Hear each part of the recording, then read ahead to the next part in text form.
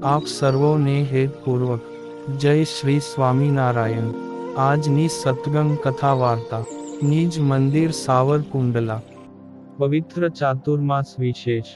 આજની સત્સંગ કથા વાર્તામાં આપણે ઉત્સવ કથા અંતર્ગત હિન્દુ સંસ્કૃતિનો નિદર્શક પ્રખ્યાત તહેવાર દશમીના વ્રતોમાં દશેરા કે વિજયાદશમીના મહત્વ વિશે કથા વાર્તા સાંભળશું। વિજયાદશમી કે દશેરા આશ્વિન માસની શુક્લ પક્ષની દશમ છે।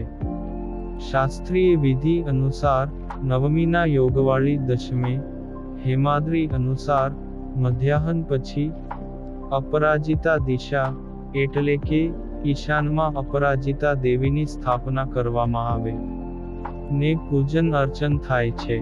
પછી એકાદશીએ તેની યાત્રા થાય છે। તેમાં શ્રવણ નક્ષત્રનો યોગ ઉત્તમ મનાય છે। મદન રત્નમાં વિજય મુહૂર્તમાં સીમા ઓળંગવાનું વિહિત છે। ભવિષ્ય પુરાણના કથન અનુસાર ઈશાનમાં શમી એટલે કે ખીજડાના વૃક્ષનું ઈશાનાભિમુખ થઈને પૂજન અર્ચન કરવાનું વિધાન છે। ગોપથ બ્રાહ્મણ અનુસાર નવા વસ્ત્રો ધારણ કરીને અશ્વ તેમજ ગજને શણગારીને વાદ્યો સાથે સવારી કાઢી પુરોહિત સાથે રાજાએ સીમા પર્યંત જઈ વાસ્તુ દેવતા દિક્પાલ અને શમીનું વેદ પુરાણોક્ત મંત્રોથી પૂજન કરીને શત્રુની પ્રતિમૂર્તિ વિંધી સીમા પાર કરીને વિજય મંત્રો અને જય મંગલ ઘોષની સાથે પાછા આવી વડીલોને વંદન કરવાના હોય છે અને ચતુરંગી સૈન્યના કૌતુક દર્શાવવામાં આવે છે। આ દિવસે નીલકંઠ પક્ષીનું દર્શન શુભ મનાય છે। આ દિવસે રઘુએ કૌત્સને 14 કોટી સુવર્ણ મુદ્રા કુબેર પાસેથી મેળવી આપી ને રઘુએ વધેલું સોનું નાગરિકોને વહેંચ્યું હોવાથી આ દિવસે સોનું લૂંટવાની પણ પરંપરા છે। આ દિવસે ભગવાન શ્રીરામે રાવણનો વધ કર્યો હતો ને પાંડવોનો ગુપ્તવાસ પણ આ દિવસે પૂરો થયો હતો અને અર્જુને બૃહન્નલાના વેશે શમી વૃક્ષ ઉપરથી શસ્ત્રો મેળવ્યા હતા। આ જ દિવસે માતા ચામુંડા દેવીએ મહિષાસુરને માર્યો હતો। આ દિવસે ક્ષત્રિયો શસ્ત્રોનું પૂજન કરે છે અને રામલીલાની સ્મૃતિમાં રાવણ દહન પણ કરાય છે। વળી મહારાષ્ટ્રમાં શમી પૂજા શસ્ત્ર પૂજા અને સીમોલ્લંઘનની પરંપરા છે। વિદ્વાનો ને પંડિતો જૂની પોથીનું પૂજન કરે છે તેમજ યંત્રો અને વાહનોની પૂજા પણ કરાય છે અને માતા દુર્ગાની પૂજા મુશ્કેલ કાર્યને પાર પાડે છે ને નવરાત્રિની પણ સમાપ્તિનો દિવસ હોવાથી જવારા લાવી ગોખ કે કબાટમાં મૂકવાની પણ પરંપરા છે। કાયસ્થ લોકો પાંચ મંડળ બનાવીને પંચકળશ એટલે કે ઘટની પૂજા ગૃહદેવતાનું આરાધન આદિક પણ કરે છે। ચર લગ્નમાં પૂજન અર્ચન સીમોલ્લંઘન વધુ શુભ ગણાય છે। બંગાળમાં મૂળ નક્ષત્રમાં દુર્ગાની મૂર્તિ પધરાવીને શ્રાવણમાં વિસર્જન થાય છે। ઉત્તર પ્રદેશ મહારાષ્ટ્ર રાજસ્થાન વગેરે પ્રદેશમાં આ પર્વનું ભારે મહત્વ છે। ભારતમાં આ ઉત્સવ ઉલ્લાસભેર ઉજવાય છે ને રાવણના પૂતળાનું દહન કરીને તથા ઘોડા દોડાવીને લોકો ઉત્સવ માણે છે। ધર્મનો જય થાય છે અધર્મનો નહીં, સત્યનો જય થાય છે અસત્યનો નહીં। દશાનન એટલે 10 માથાવાળા રાવણનો આ દિવસે અષાઢની મેઘ ગર્જનાની જેમ અટ્ટહાસ્ય કરતો રાવણ યુદ્ધભૂમિ પર નિર્ભય બની ઊભો હતો। ભગવાન શ્રીરામના પ્રત્યેક બાણ અફળ જતા હતા ત્યારે વિભીષણે નજીક આવીને શાંત ચિત્તે કહ્યું કે હે પ્રભુ, રાવણના નાભિકુંડમાં અમૃતકુંભ છે જેના પ્રતાપે તેના શિર કપાયા છતાં સજીવન થાય છે। જ્યાં સુધી અમૃતકુંભ ફૂટી નહીં જાય ત્યાં સુધી રાવણ અમર રહેશે. વિભીષણની વિસ્મયભરી આ વાત સાંભળીને ભગવાન શ્રી રામચંદ્રજીએ રાવણના નાભિકુંડ પર દ્રષ્ટિ કરી ને અટ્ટહાસ્ય કરતો રાવણ શ્રી રામચંદ્રજીને લલકારી રહ્યો હતો ત્યારે ભગવાને બ્રહ્માસ્ત્રને ધનુષ્ય પર ચઢાવ્યું ને સ્વસ્થ ચિત્તે શ્રી પ્રભુએ રાવણના નાભિકુંડનું લક્ષ્ય સાધીને બ્રહ્માસ્ત્રને છોડ્યું. ધનુષ્યમાંથી છૂટેલા બ્રહ્માસ્ત્રે રાવણના નાભિકુંડને છેદી નાખ્યું ને નાભિકુંડ છેદાતા અમૃતકુંભ ફૂટી ગઈ અને તરત જ મહાક્રાંતિવાળો શિવ ભક્ત રાવણ પૃથ્વી પર ઢળી પડ્યો. અંતે 7 દિવસ અને 7 રાત્રિ સુધી અખંડિત ચાલતું રાવણનું યુદ્ધ પૂર્ણ થયું ને ભગવાન શ્રી રામચંદ્રજીએ રાવણ પર વિજય પ્રાપ્ત કર્યો. માટે આ વિજયાદશમી પણ કહેવાય છે. બીજા એક અર્થ મુજબ જોઈએ તો વિજયાદશમી સદપ્રેરણાનું મહાપ્રેરક પર્વ છે.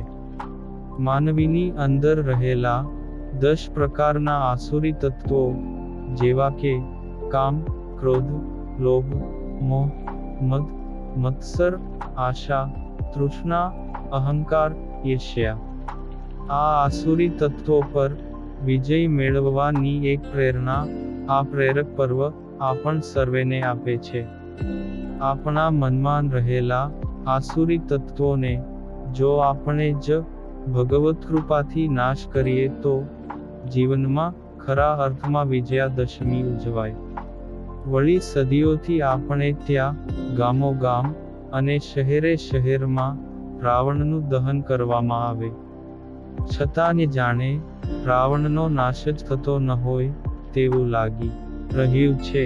સમાજમાં દિન પ્રતિદિન હિંસા, વ્યભિચાર, ચોરી, કોઈનું અણહકનું પડાવી લેવાની બદદાનત આદિ દૂષિત ભાવો વધી રહ્યા છે. આ એ જ ભારત છે જ્યાં સીતાના પાલવનો વિકૃત સ્પર્શ કર્યો એ રાવણના 10 માથાને કાપીને માટીમાં રગદોળી દેવામાં આવ્યા હતા અને દ્રૌપદીની લાજ લૂંટવાનો પ્રયત્ન કરનારા દુશાસનનો હાથ ઉખાડીને ફગાવી દેવામાં આવ્યો હતો. અને માટે જ સર્વાવતારી ભગવાન શ્રી હરિએ વચનામૃત આદિક સત્શાસ્ત્રોમાં કહ્યું છે કે મન અને દ્રષ્ટિ ઉપર સંયમ કેળવો. પારકી સ્ત્રીને માન, બહેન અને દીકરી તુલ્ય જાણો. ત્યારે જ આપણે દશેરાના દિવસે રાવણનું દહન કર્યું તે સાર્થક ગણાશે. આપણે દશેરાના પર્વને માત્ર રાવણના પૂતળાનું દહન કરીને કે ફાફડા જલેબી ખાઈને જ ઉજવવા પૂરતું સીમિત ન રાખવું જોઈએ. પરંતુ આ દશેરાના દિવસે દરેકે પોતાનામાં રહેલા કામ, ક્રોધ, લોભ, મોહ, મદ, મત્સર, આશા, તૃષ્ણા, અહંકાર, ઈર્ષ્યા, આ 10 મહાશત્રુને જીતવાનો પ્રયત્ન કરવો જોઈએ. જેથી હૃદયમાં રહેલી જે રાવણ વૃત્તિ તેનો નાશ થાય. અને ત્યારે દશેરા એટલે કે વિજયાદશમીની ઉજવણી સાર્થક કહેવાશે. સ્કંદ પુરાણની કથા મુજબ આજના દિવસે જીવ પ્રાણી માત્રને રંજાડનારા, દેવોને દુઃખ આપનારા મહિષાસુર નામના દૈત્યને 9 દિવસ સુધી યુદ્ધમાં લડીને હરાવી માતા પાર્વતીજીએ તેનો સંહાર કર્યો હતો. ઇન્દ્રિયોની વૃત્તિ જે મહિષ અર્થાત પાડા જેવી સંયમહીન છે તે ભગવાનની શક્તિથી જ જીતી શકાય તે જ આ ઉત્સવનો મર્મ છે. અસુરનો પરાજય અને શક્તિના વિજયના આનંદમાં બહેનો નવરાત્રિમાં ગરબા ગાઈને આનંદ વ્યક્ત કરીને શક્તિને વધાવે છે. વળી એક બીજી કથા એવી પણ છે કે વિરાટ રાજા પાસે ગુપ્તવેશે રહેલા 5 પાંડવો પૈકી અર્જુને આ દિવસે શમી વૃક્ષ એટલે કે ખીજડા ઉપરથી પોતાના શસ્ત્રો ઉતારીને વિરાટ રાજાની ગાયો હરી જતા દુર્યોધનના સૈન્યને હરાવીને હરણ કરેલી ગાયોને પાછી વાળી હતી. ગાંડીવધારી અર્જુને વિજય ટંકાર પણ આ જ દિવસે કર્યો હતો. અને શિવાજી મહારાજે ઔરંગઝેબને હરાવવા માટે આ જ દિવસે પ્રયાણ કર્યું હતું. ને ભગવાન બુદ્ધનો જન્મ પણ આ જ દિવસે થયો હતો.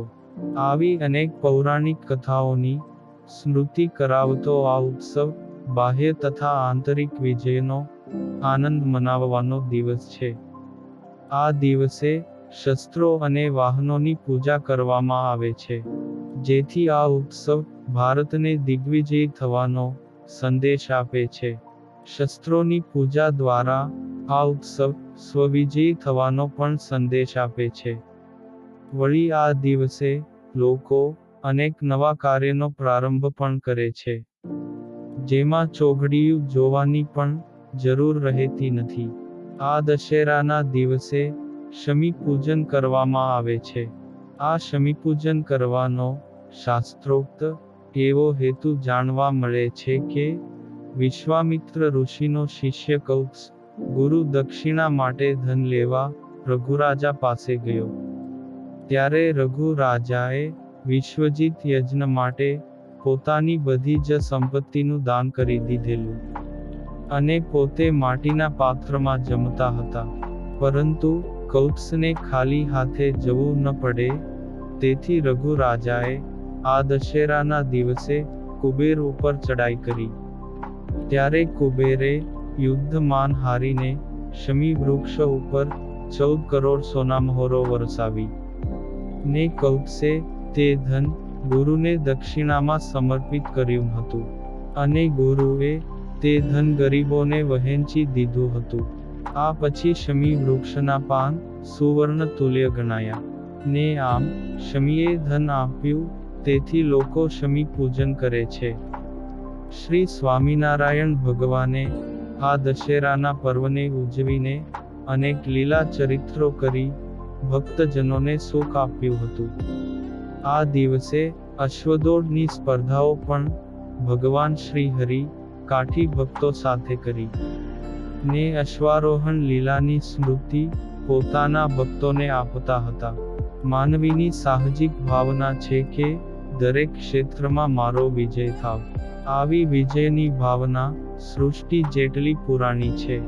માણસ ગુફામાં રહેતો હતો ત્યારથી જ તેણે કોઈ ને કોઈ પ્રકારના શસ્ત્રને જ વિજયનું સાધન માન્યું છે. માનવની વિજય માટેની ભાવના એ જ છે કે બીજાનો જેટલો વધુ વિનાશ કરી શકાય એટલો જ આપણો વિજય થયો કહેવાય. પરંતુ આવા ભૌતિક વિજય પાછળ હંમેશા ભય રહેલો છે, અને જેને ભય છે તે સાચો વિજયી નથી. સિકંદર જેવા લાખો વિજેતાઓને મૃત્યુએ પરાજય આપ્યો છે. મહાસત્તાઓ પાસે માણસોને મારવાના બોમ્બ છે, પણ મૃત્યુને મારનારો મૃત્યુંજયી બોમ્બ તો કોઈની પાસે નથી. પરંતુ એ મનને જીતવાનો આધ્યાત્મિક ઉપાય બતાવતા ભગવાન શ્રી સ્વામિનારાયણ વચનામૃતમાં કહે છે કે શબ્દ, સ્પર્શ, રૂપ, રસ અને ગંધ એ જે પંચ વિષય, તેમાંથી જ્યારે ઇન્દ્રિયો પાછી હટે અને કોઈ વિષય પામવાની ઈચ્છા રહે નહીં, ત્યારે સર્વે ઇન્દ્રિયો વશ થાય છે. અને જ્યારે ઇન્દ્રિયો વિષયનો સ્પર્શ જ ન કરે ત્યારે મન પણ ઇન્દ્રિયો લગન આવે નહીં, અને હૈયામાં ને હૈયામાં રહે. એવી રીતે જેને પંચ વિષયનો ત્યાગ અતિ દ્રઢપણે કરીને થયો ત્યારે તેનું મન જીત્યું જાણવું.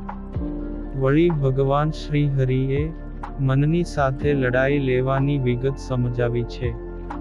આપણા મહાપુરુષોએ, ઋષિ મુનિઓએ અને નંદસંતોએ અનેક ગ્રંથોમાં પણ મન ઉપર વિજય મેળવવાના અનંત ઉપાયો બતાવ્યા છે. પરંતુ મન જીતવાની વાત જેમ આધ્યાત્મિકતા તરફ નિર્દેશ કરે છે, તેમ મન જીતવાના ઉપાયો પણ ધર્મ પાસે જ છે.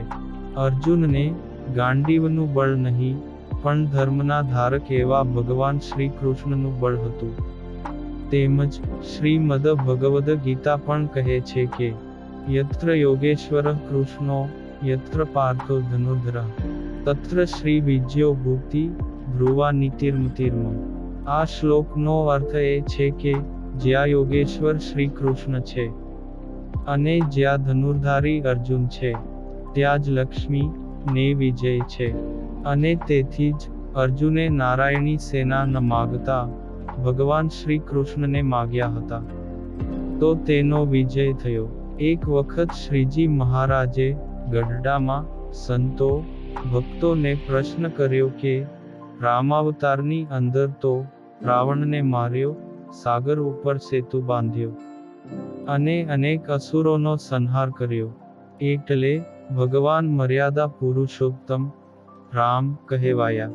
વળી શ્રી કૃષ્ણ ભગવાને પણ કંસનો નાશ કર્યો, ગોવર્ધન તોડ્યો અને મહાભારતના યુદ્ધમાં વિરાટ સ્વરૂપના દર્શન કરાવ્યા, એટલે તેઓ ભગવાન કહેવાયા. મત્સ્ય, કચ્છ, વરાહ, વામન આદિક અવતારોએ કાનિક ને કાનિક પરાક્રમ બતાવ્યા, એટલે એમને સંસાર ભગવાન તરીકે માને છે. પરંતુ અમે તો આવું કાની જ પરાક્રમ જ નથી કર્યું, તો પછી અમને તમે બધાય ભગવાન શા માટે માનો છો?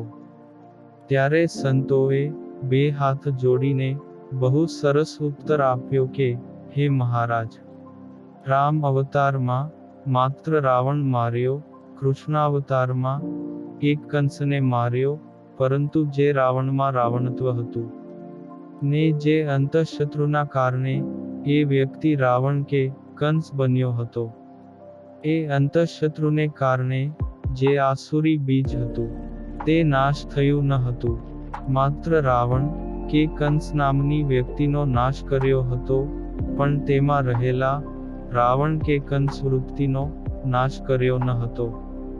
પરંતુ અત્યારે આપે પ્રત્યક્ષ પધારીને કામ ક્રોધાદિક એવા આસુરી બીજનો નાશ કરીને જીવાત્માને તમે મોક્ષના અધિકારી બનાવ્યા છે. માટે અમે તમને સર્વોપરી માનીએ છીએ.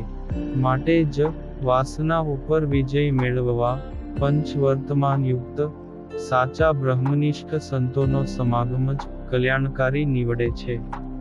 અને એવો સંત સમાગમ જ કળિયુગમાં અતિ આવશ્યક છે. ને દશેરા ના દિવસે રાવણ દહન દ્વારા અંતઃશત્રુઓને ઓળખી તેને છોડીને ભગવદ પરાયણ થવું, એવો આ વિજયાદશમી ના દિવસે દ્રઢ સંકલ્પ કરવો જોઈએ. એ જ સાચી દશેરા ના તહેવારની મહત્તા છે. અને હવે પછીની કથા વાર્તા આપણે આગળના ભાગમાં સાંભળશું. અત્યારે આપ સર્વોને ભાવથી જય શ્રી સ્વામિનારાયણ.